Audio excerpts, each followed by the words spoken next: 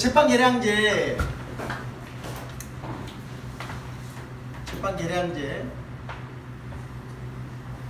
반죽 개선제죠. 반죽 개선제의 네 가지 기능이 첫 번째가 제빵 계량제 이제 뭐 이스트 푸드라고도 얘기를 하죠. 이스트 푸드가 이제 만들어지게 된 배경은 이제 물 조절제 목적으로 만들어졌어요. 물 조절제. 그래서 미국에서 있었던 일인데 뭐 이렇게 프랜차이즈 사업을 하는데 모든 재료를 프리믹스 형태로 각 체인점을 보내서 빵을 만드는데 모두 한 곳에서만 빵이 잘 만들어지지 않더라. 조사를 해보니까 물이 달라서 그러더라. 물을 조절해 보니까 물에 이제 칼슘과 마그네슘이 있어야 되는데 칼슘과 마그네슘이 이제 빵 반죽에 영향을 미치는 거예요. 마그네슘은 이스트의 활력에, 칼슘은 빵 반죽의 벽이라든지 탄력 이런 데 영향을 미치는 거예요. 그래서 이제 이게 칼슘이 부족해서 반죽이 퍼지는구나, 마그네슘이 부족해서 빵의 발효력이 떨어지는구나 라는 게 알게 돼서 그런 것들을 이제 조절하는 조절제로 미네랄리스트 푸드라고 해가지고 물 조절제로 처음에 만들어진 거죠. 그러다가 이제 빵이 만들어지는 메커니즘을 이제 이해하게 되면서부터 또 다른 여러 이제 기능을 이제 추가하게 됐습니다. 그 네 가지 기능이 첫 번째가 뭐냐면 뭐 생각나는 대로 적겠습니다. 이스트 조절제, 물 조절제. 그 다음에 두 번째가 이스트 조절제. 그 다음에 세 번째가 이제 pH 조절제. 네 번째가 반죽 조절제.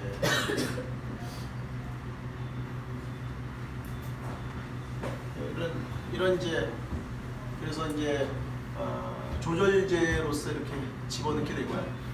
물은 이제 중요한 게 물을 이제 네 가지로 나누죠. 물을 이제 pH 관점에서 물을 분류하기도 하고, 그 다음에 미네랄 함량, 칼슘과 마그네슘의 함량에 따른 물을 이제 나눌 수 있고요. 그 다음에 이제 산소 함량에 따라서 나눌 수도 있는 거고, 그 다음에 이제 물의 이제 구조, 그래서 뭐 육각수, 뭐 이렇게 물의 구조, 뭐 이런 거 가지고도 이제 물을 이렇게 프로모션하지 않았습니까? 네 가지 정도 이렇게 얘기를 하는데, 이 중에서 이제 빵 만들 때 이제 두 가지만 이제 중요하게 작용을 합니다. 첫 번째가 뭐냐면, 첫 번째가 그 미네랄 함량, 칼슘과 마그네슘의 함량. 그래서 미네랄 함량에 따라서 연수, 아연수, 악영수, 경수. 그 빵 만들기에 가장 적합한 물의 종류가 120에서 80ppm의 악영수, 뭐 이런 얘기 많이 들으셨죠? 그 다음에 두 번째가 pH죠. pH. 그래서 일반 수돗물이 pH가 중성입니다. 미네랄 함량은 악영수고요. pH가 중성인데, 이 pH가 이제 우리가 좋은 빵 만들기에 좋은 pH는 5.2. pH가 5.2. pH를 조절해야 되네. pH 5.2 이렇게 됩니다. 빵 반죽을 딱 쳤을 때 pH가 5.5 발효가 되면서 pH가 4.6, 빵을 붓고 난 뒤에 5.2 이렇게 pH가 다시 올라갑니다. 그래서 반죽을 그런 이제 pH 조절 목적으로 집어넣는 거죠. 뭘 많이 집어넣냐면 산성, 죄송합니다. pH 조절에는 산성, 인산, 칼슘,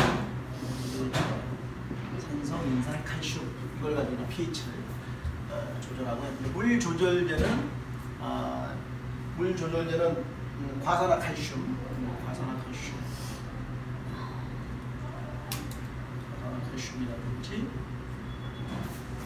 그다음에 이제 황산칼슘, 그다음에 인산칼슘, 이렇게 칼슘이 들어갑니다.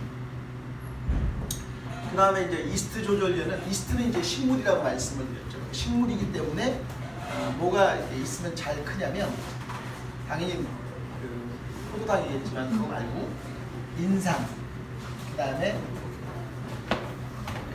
칼륨, 그리고 질소. 여기 이제 충전이 되면 활동이 좋아져요. 이스트의 활력이 좋아져요. 그러면 여기서 제일 중요한 게 이제 질소인데, 질소를 어떻게 집어넣을 것이냐라는 거죠. 그래서 질소 가스를 충전할 수는 없고요. 예전에 한번 드렸어요. 자연계에서 이제 질소가 땅속에 충전되는 원리는 두 가지. 이제 뿌리에 기생하는 이제 미생물이 질소를 공급해주는 방식이고, 또 하나는 이제 비 오는 날 벼락이 치면은 땅속에 질소가 충전이 돼요. 이런 두 가지 방식에 의해서 땅속에 질소가 충전이 되면서 식물들의 이제 활성이 좋아지는데, 이제 우리는 인위적으로 질소를 집어넣어야 돼요. 질소를 집어넣기 위해서 암모늄 형태로 집어넣는데 염화암모늄, 그다음에 황산암모늄, 그다음에 인산암모늄, 암모늄 형태로 화합물 형태로 집어넣죠. 그 다음에 이제 반죽 조절제는 아까도 얘기했듯이 칼슘과 뭐죠? 마그네슘이 이제 영향을 미치는데, 이제 그래서 이 칼슘에서 요 아까 물 조절제, 과산화 칼슘을 이제 반죽 조절제로 이야기하기도 해요.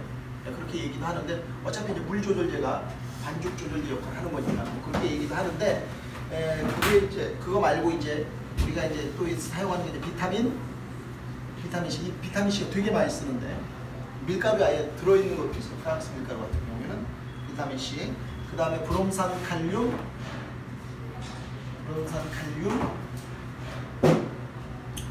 그 다음에 요오드 칼륨,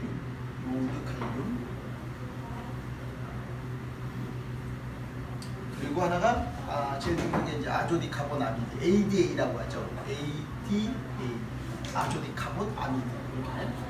이제 여기에서 이제 이게 이제 화학 반죽 개선제이자 화학 반죽 개선제죠. 제빵 계량제가 화학 반죽 개선제인데, 여기에서 이제 문제가 되는 게 뭐냐? 우선 이 뭐 보셔 보면 황산 칼슘이죠. 황산과 칼슘이 결합되어 있는 화합물인데, 물속에서 작용하면서 잔유물로 뭐가 나와요? 황산. 여기서 인산, 염산, 황산, 인산. 여기서 인산. 아셨죠? 이런 거. 브롬산도 되게 몸에 안 좋아요. 브롬산, 요오드산. 요오드산 같은 거. 그 다음에 이제 여기서 이제 주목을 받은 게 아조디카본아미드는 아예 미국에서 이제 주목을 받았는데, 이 미국 FDA라든지 우리나라에서는 이제 법적으로는 아무 문제 없다고 하는데, 임상학적으로 많은 사람들이 안 좋다라고 해가지고 청원 운동을 했어요. 아조디카본아미드는 이제 어디에 화학 물질에서 석유화학 물질에서 추출하면서 이게 일반적으로 어디에 많이 쓰냐면 요가 매트리스라든지 신발 깔창에 들어가는 성분인데, 이 성분을 빵에 넣어가지고 이제 빵을 가볍고 부드럽고 부피감 있게 만드는. 그래서 미국에서 어떤 소비자가 이걸 빼달라고, 그러니까 법으로 이제 바꿀 수 없으니까 이걸 넣는 제빵 회사를 조사해가지고 이걸 빼달라고 하는 운동을 했어요. 그래서 몇 군데서 빼주긴 했는데, 아조디카본아미드. 그래서 이런 것들이 이제 문제가 되는 거예요. 그래서 이런 것들이 이제 황산, 인산, 염산, 그리고 브롬산, 그리고 아조디카본아미드. 이거 다 찾아보면 제가 또 밴드에다 다 찾아서 올려놨죠. 다 올려놨었는데 이제 몸에 안 좋다라고 이제 나온 거죠. 이런 것들 때문에 이제 제빵 계량제를 이제 멀리하시는 분이 생기는 거예요. 그러면 이런 걸 넣지 않고 만들 수는 없느냐 하는 거죠. 우선 pH 조절은 효소제로 하면 돼요. 효소제. 천연 효소제를 쓰면 되고요. 그 다음에 이제 반죽이 이제 퍼지잖아요. 반죽이 퍼지는데, 반죽이 퍼지는 것은 이제 소금을 좀 더 넣으면 돼요. 반죽에서 소금을 조금 더 넣으면 돼요. 반죽을 외계하거나 소금을 좀 더 넣는 방식으로 하고요. 소금을 넣으면 돼요. 그 다음에 산은 산인데, 이게 이제 저번에 말씀드렸죠. 무기산과 유기산으로 나누어진다라고 말씀을 드리면서 무기산과 유기산의 차이점에 대해서 설명을 드렸죠. 근데 이제 유기산을 넣으면 돼요. 유기산. 미생물이 만들어낸 유기산. 유기산도 이제 인간이 화학적으로 분해시킨 유기산도 있는데요. 그런 거 말고 미생물이 만들어낸 유기산, 천연 유기산이죠. 그걸 집어넣는 거예요.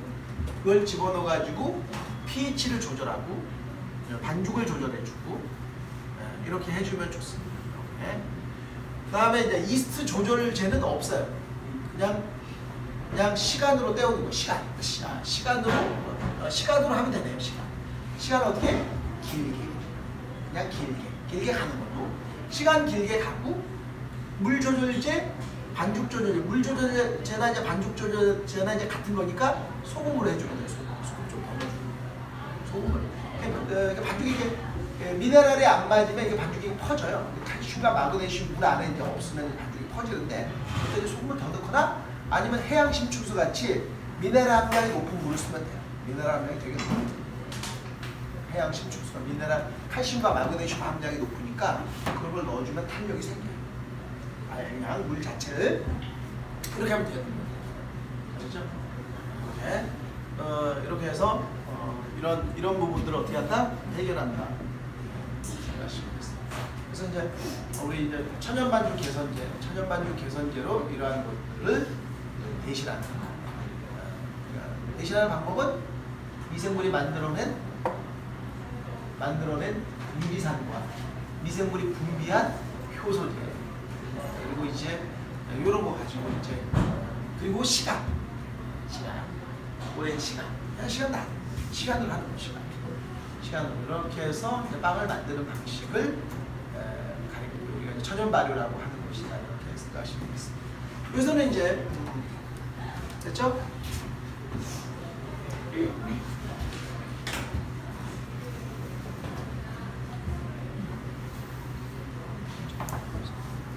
자, 이렇게 해서 말씀을 드릴 거예요. 그 다음에 이제 조금 이따가 다시 이론을 하도록 하고요. 그 다음에 이제 꺼내가지고 72시간 동안 냉장고에다 이렇게 보관을 하지 않았습니까? 냉장고에 보관했고 그 냉기가 여러분들이 오시기 전에 제가 그 75분 전에 8시 15분에 제가 꺼냈어요. 우리 수업이 9시 반이잖아요. 그래서 75분 전에 제가 꺼내가지고 실온 오늘은 좀 날씨가 좀 추워가지고 한 23도 정도 되는데요. 23도에서 천천히 1시간 정도 놔뒀다가 75분 동안 놔뒀다가 이제 분할에 들어간 거예요. 이제 분할에 들어가서 다시 이제 발효시에 잠깐 중간 발효 시켰는데 실온에 놔두면 이제 껍질이 마르잖아요. 그래서 중간 발효를 발효시에 넣어서 한 15분 정도 놔뒀습니다. 이때 이제 온도는 확인할 수가 있어요. 그래서 차가운 것들이 여러 개 들어가니까 온도가 안이 이제 금세 차가워지더라고요. 그래서 20도까지 떨어졌어요. 20도까지 떨어져 있는 상태였던 걸 확인하고 한 15분간 놔뒀다가 지금 이제 발효실의 온도를 보니까 지금 24도까지 올라갔어요. 이게 지금 제가 얘기 드리고 싶은 것은 좀 낮은 온도에서 천천히 식혀야 된다라는 거. 그리고 이것을 빨리 하겠다고 뭐 30도, 32도 여기까지는 괜찮은데 32도 이상 하면 안 됩니다. 그렇죠? 30에서 32도 정도에서 이게 이게 진행이 될 수 있게끔 하셔야 돼요. 아시죠? 30에서 32도. 예, 이렇게 천천히 식혀야 됩니다. 천천히 되고 있어요. 지금 32도 아니에요. 여기 지금 몇 도냐면요? 24도. 지금 여기도 보면 습만 살짝 마르지 말라고 습만 살짝 했어요. 30. 거는 끈 상태. 이 거는요. 이 공기를 데우는 열코일선을 가지고 이제 공기를 데우는 거고 이거 수중은 이제 물을 끓여가지고 증기를 발생시키는 건데 이렇게 너무 많이 올라가면 이게 막 온도가 되게 높더라고요. 그래서 이걸 살짝 낮추면서 습만 좀 맞출 겁니다. 자, 그다음에 이제 질문 있으면 질문 좀 받아볼까요? 네. 이게 보니까 만약에 요거트 액종에다가 사과 껍질을 넣어도 되나요? 당연히 네. 됩니다. 그러면은요 집에서 하다가 보면은 액종이 좀 많이 남을 때도 있잖아요. 하고 쓰는 양하고 그냥 버려지는 게 아니라 걔가 만약에 냉동실에 들어갔다가 나중에 해동해서 다시 쓸 수 있는 건가요? 네.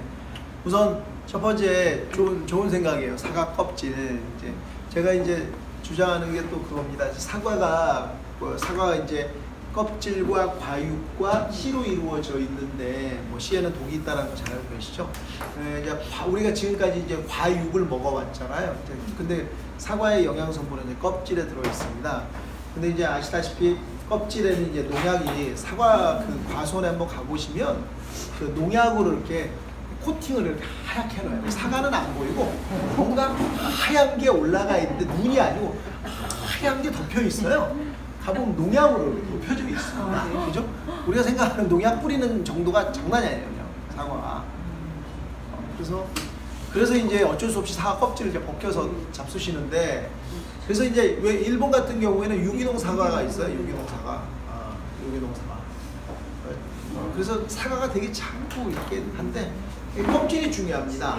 껍질이 중요하고요.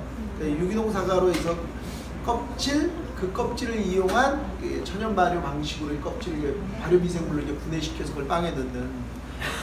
오늘 제가 즐겨 듣는 어떤 유튜브 방송이 있어요. 1인 방송인데 되게 유명하신 분이세요. 팔로워가 구독자가 8만 명 정도되는 아주 되게 경제방송으로 되게 유명하신 분이시죠. 제가 이제 밴드에도 좀 링크도 해놨어요. 가끔 우리가 좀 알아야 될 중요한 부분들 링크도 해놓고 그랬는데, 그분이 이제 책을 되게 많이 읽으셔가지고 이제 얘기한 것 중에 뭐가 있냐면, 지금 이제 베트남 사람이라든지 북한, 그다음에 인도네시아, 인도, 그다음에 중국이 이제 우리와 동일한 식재료를 먹는 현상이 발생된다는 거예요. 그러면 이제 그로 인해서 식재료가 어떻게 가격이 폭등할 것이다. 그러면서 서민들이 상당히 그러니까 식재료 가격이 오르면서 서민들의 삶이 어려워질 것이다라고 이제 부정적인 얘기를 하시더라고요. 근데 저는 또 긍정적인 면도 있다고 생각을 해요. 일본을 이렇게 보면은 우리도 사과를 먹고 그들도 사과를 먹지만 그 삶이 어떤 그들이 이제 100세를 가잖아요. 100세를 가다 보니까 이 같은 사과라 할지라도 농법을 달리하는 거예요. 농법을 달리하고 포커스를 달리해서 그것을 가공하는 그런 방식으로 버는 거거든요. 그래서 실은 농작물을 재배하는 사람보다 가공하는 사람이 더 많이 벌고요. 벌 수도 있어요. 버는 방법이 있고, 그 다음에 그냥 원재료를 먹는 것보다 1차 가공을 해서 그 가치를 높일 수도 있어요. 그게 이제 기호적인 부분으로도 높일 수도 있지만 영양학적인 부분으로 높일 수가 있거든요. 일본은 명확하게도 그 두 가지를 다 해요. 그러니까 기호적으로 높이는 게 대표적인 게 뭐냐면, 대만에서 대부분 이렇게 잘하는 게 재배되는 게 타피오카라고 하는 고구마같이 생긴 애가 있는데, 그 타피오카를 수입하다가 타피오카 전분을 만들어서 버블티라든지 그 다음에 깨찰빵의 프리믹스를 만드는 주 원료로 만들어요. 그래서 깨찰빵 우리나라 엄청 먹지 않습니까? 근성용분인데, 그리고 뭐 버블티의 버블 얼마나 좋아해요. 그러니까 그게 만들어지기 전까지만 해도 이 타피오카의 그 뿌리는 대부분 가축의 사료, 95% 이상이 가축의 사료로 쓰여진 거거든요. 일본 사람들이 그걸 가공해가지고 가치를 높여버렸잖아요. 그런 식의 방식. 그 다음에 또 반대로, 그건 이제 몸에 이제 안 좋은 쪽으로, 몸에 안 좋다기보다는 이제 기호성이 높은 쪽으로 발전을 시켰다면, 또 방금 얘기 드렸던 것은 건강에 좋은 쪽으로. 그러니까 사과를 이제 100세를 사니까 건강하게 살아야 되겠다. 그래서 유기농 사과를 만들었다. 그 다음에 그 껍질을 방금 얘기했던 방식으로 발효 액을 만드는 거죠. 그래서 이제 빵에다 집어넣으면 훨씬 더 효과적으로, 아니면 그 껍질을 발효시켜서 음용을 한다든지 해독 주스처럼 만들 수도 있죠. 그런 식으로 나가면은 그분은 이제 책을 많이 봐서 자기 전공 분야도 있지만 다른 분야에 대해서는 좀 잘 모르니까 음식은 그런 쪽으로 발전시킬 수가 있어요. 그 모델은 이제 그래서 이제 시선을 과학이라고 하는 것을 이렇게 가지고 음식을 식재료를 바라보면, 그게 식품공학이죠. 식품공학적 관점에서 우리가 자꾸 바라볼 수 있게끔 우리가 생각을 가져야 돼요. 왜냐하면 이 생각에 무슨 그건 공학자들이고 어렸을 때부터 공부한 애들이 하냐, 그렇지 않습니다. 먼저 그런 게 만들어지면요, 음식을 또 만들어서 알리는 사람이 필요해요. 깨찰빵은 그 타피오카 전분을 일본 애들이 만들었지만 그 깨찰빵을 또 한국에 전파시킨 사람들은 누가 있겠어요? 한국 사람이죠. 한국 사람. 그러니까 결국에 뭐냐면 깨찰빵이 잘 팔릴 수 있게끔 많은 이제 제빵사들이 자기가 먼저 했다라고 되게 자랑스러워 얘기하는데, 제가 항상 하는 얘기 있죠. 그건 뭐예요? 결국에는 그 일본 사람들 원재료 파는데 돕는 역할만 했지 본인이 만든 건 아니에요. 본인이 이렇게 그런 것도 되게 필요한 거예요. 그러니까 우리가 또 해야 될 역할들이 있는 거예요. 공학자들이 그러한 제품을 만들면은 그 지역 사람들이 좋아할 수 있는 쪽으로 어떻게 재가공하는 것도 필요하다. 아셨죠? 그렇기 때문에 서로 콜라보가 되어야 되는 부분이 있어요. 그래서 하나 질문하셨는데 제가 장황하게 얘기해요. 아니에요. 공장급제 이스트 같은 경우에는 왜 반죽을 해서 냉동실에 얼려놓으면 걔가 죽는 게 아니라 잠깐 멈춘다고 들었어요. 그럼 얘는 해갖고 네, 이제 그 질문인데 그 질문이 무슨 문제가 있냐면 물에 액종을 물에다 액종은 이제 배지가 물이잖아요. 이게 중요한 거예요. 액종은 배지가 물이에요. 물을 얼리면 어떻게 돼요? 부피 팽창을 하면서 깨지는 거야.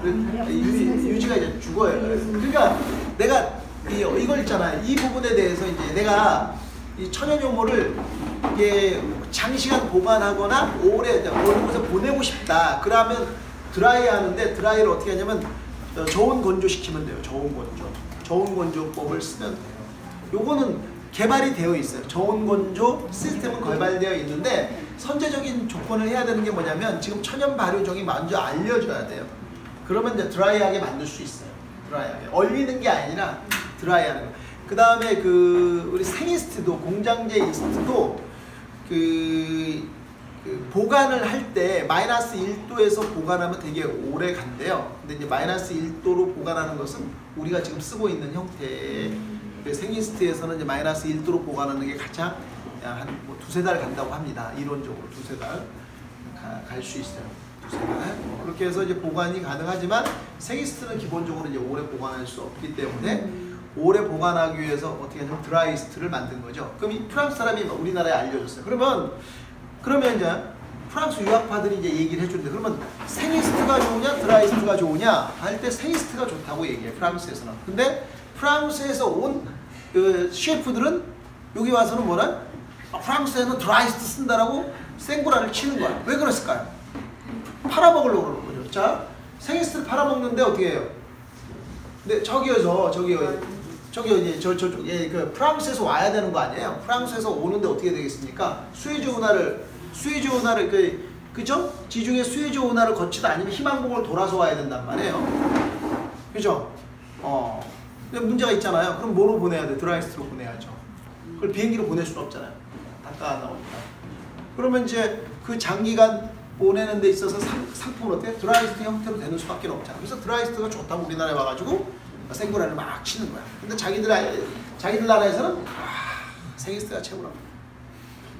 생구라. 생이스트가 최고. 네. 생이스트. 그래서 왜 그러냐? 드라이스트는 이제 건조하는 과정에서 어쩔 수 없이 파괴가 되는 거예요. 일부분 파괴가 되고 파괴가 되면서 글루타치온이라고 하는 물질이 나오고 그로 인해서 퓨천 냄새가 나는 거예요. 그래서 생이스트가 최고. 근데 생이스트는 보관 기간이 짧다. 이게 또 문제고. 그러면 먼 나라에다 수출하기에는 또 문제인 거야. 이런 걸 깔 필요는 없죠. 왜냐면 우리도 해야 되니까. 우리가 어디에다? 우리의 식문화를 따라하고 싶어하는 나라들이 있다고 방금 얘기했잖아요. 그 나라들한테 우리가 팔아야 돼요. 그것은 일본에서 우리에게 판 그대로 팔면 돼요. 그대로. 아셨죠? 그대로 하면 되는 거야. 일본한테 우리가 배웠던 그대로 외국에 다 가시는 거예요. 그 나라들에 하면 돼요. 태국, 베트남, 인도네시아, 그 다음에 북한, 중국 다 우리가 똑같이 갖다 파는 거예요. 자, 그러기 위해서는 우리가 좀 생각을 하면서 여러 식재료들을 이렇게 쓰는 게 되게 좋다. 그러니까 원재료를 그냥 쓰는 것보다는 가공하는 게 되게 중요하겠습니다. 좋은 생각이에요. 좋은 생각. 우리 책에 상당히 어려운데요. 그게 보면 이게 가공법들이 많이 나와 있어요. 되게 좋은 책인데 어렵게 쓰여져가지고. 네.